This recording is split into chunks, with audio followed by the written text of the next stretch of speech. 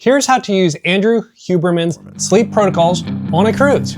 If you're watching this video, then you probably love cruising, or at least you're thinking about booking your first cruise. You might also be worried about how well you will sleep while on the ship. As we kick off this new year, many of us are wanting to improve the quality and quantity of our sleep for multiple reasons. And that can be harder than it sounds, especially when you add in so many more variables that come when you board your cruise ship. If you are one of almost 5.5 million people who watch or listen to Andrew Huberman, you might know about some of his famous sleep protocols. Now, I'm gonna break down seven sleep protocols and the unique twists on how I apply them while at sea to turn that crazy cabin into a sleep sanctuary that will help you wake up every day feeling refreshed and ready to make the most of your cruise. The problem and the goal. My name is Ruben, and I love cruising on Carnival while sharing my tips and adventures with all of you. In my lifetime, I have spent almost 100 days at sea and have gone on 14 cruises in just the past couple years. I also travel a lot for work, and my problem was that my sleep was horrible, both on land and at sea. But when you are on a cruise ship, there are so many more factors that can mess with your sleep than on land. There are all kinds of interesting sounds like the ship horn. There's jet lag from flying across the US or even across the world to get to your ship. There are parties galore and events until the wee hours of the morning. Oh, and you've got those midnight buffets to tempt you while wanting to pack as much fun as you can into every day. It's basically the perfect storm for destroying your sleep. Now, I am a huge fan of Andrew Huberman and his work on optimal health. I have already successfully used his sleep protocols to radically transform my sleep at home. I wanted to find out if you can do the same thing on sea on a cruise ship. Sleep protocol number 1, light. One of Huberman's sleep protocols that makes the biggest impact is light exposure. That is to get direct sunlight into your eyes as soon as possible. Here's the science. When you get sunlight into your eyes shortly after waking, this starts a timer in your brain. This exposure triggers a healthy spike of cortisol to promote daytime alertness, and more importantly, it sets a countdown for your body to begin producing melatonin later in the evening that will help you fall asleep. It is the most single powerful way to anchor your body's internal clock, also known as your circadian rhythm. On a clear sunny day, this can take as little as 5 to 10 minutes.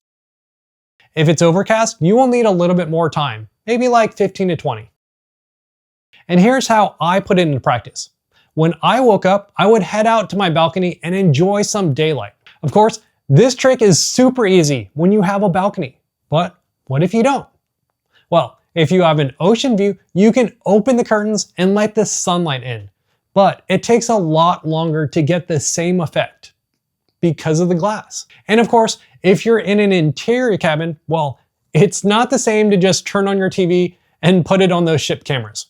But don't worry. Just take a walk outside and get your sunlight out on deck. The morning exercise you get from the few extra steps is also a nice bonus. Now, another excuse to get out on the Lido deck is late afternoon to catch a few of those sunset rays. This will further signal to your brain that it's going to be time to sleep soon. Now remember, I am not a licensed professional, so this is not scientific or medical advice, just some anecdotes based on my experience. Sleep protocol number 2, darkness. Hello, darkness, my old friend. Now that you have light exposure dialed in, the next challenge is the opposite, darkness. Let's turn this cabin into your sleep cave. Huberman emphasizes these two critical things for falling asleep: total darkness and a drop in your core body temperature. Let's start with darkness. Cruise cabins have light leaking in from everywhere, the glowing of your TV. While you can definitely opt for a sleep mask, I wanted to make the most of my cabin. Interior cabins are easy. Just turn up all the lights and you're in complete darkness. Balcony cabins are a little trickier, but you can get them pretty dark when you close all of the blinds. The two things that can wreck your light exposure at night and keep you awake are your TV and your phone. So turn them both off within an hour of your bedtime to keep that blue light from your eyes. If you remember sleep protocol number 1, that sunlight is a lot of blue light and that wakes up our brain. We want to block out all of that at night. Now, I love doom scrolling on social media at night, so one trick that I do is to turn on night mode and adjust my phone sensitivity all the way down. Now, it's not optimal, but it lets me reply to all of your amazing comments and questions. Now, here's also where my nightlight trick comes into play. Do not worry too much about those foot night lights that help you find the bathroom at night. Huberman says that as long as these are really low lumen levels, the light will not dramatically impact your light sensitivity. One thing that will wreck your sleep cave and wake you up is bright light. So do not turn on your cabin light or your bathroom light on at night. This is why I always bring night lights, especially for the bathroom, so that I can find my way around while keeping the lights as dim as possible. I love this one here. It's magnetic, it has a hook to hang, and it's rechargeable so that I don't have to plug it in. And it's got a red light. Red light is a specific wavelength that does not trigger that thing that wakes your brain up. So those are my excuses why I use a nightlight. The second element to sleep is temperature. Your body needs to lower its temperature to fall and stay asleep. Cruise thermostats can be notoriously stubborn, but I crank mine down all the way to the absolute lowest setting possible.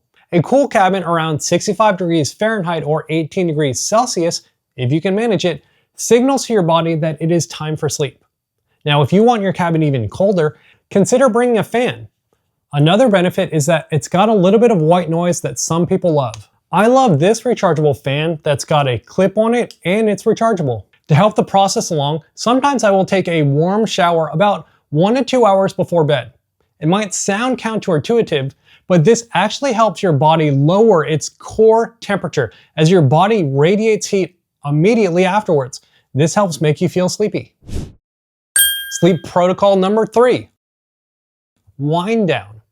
While the first two protocols make the biggest difference, the next protocols are easy to remember and can also make a difference. Here's where your mileage may vary. For some of you, cruises are that once-in-a-year vacation where you throw caution to the wind and make the most of your PTO. Cruises want to keep you up with late-night dinners, shows, and casinos. But late-night food and alcohol are also disastrous for sleep quality. Alcohol might make you feel sleepy, but it fragments your sleep.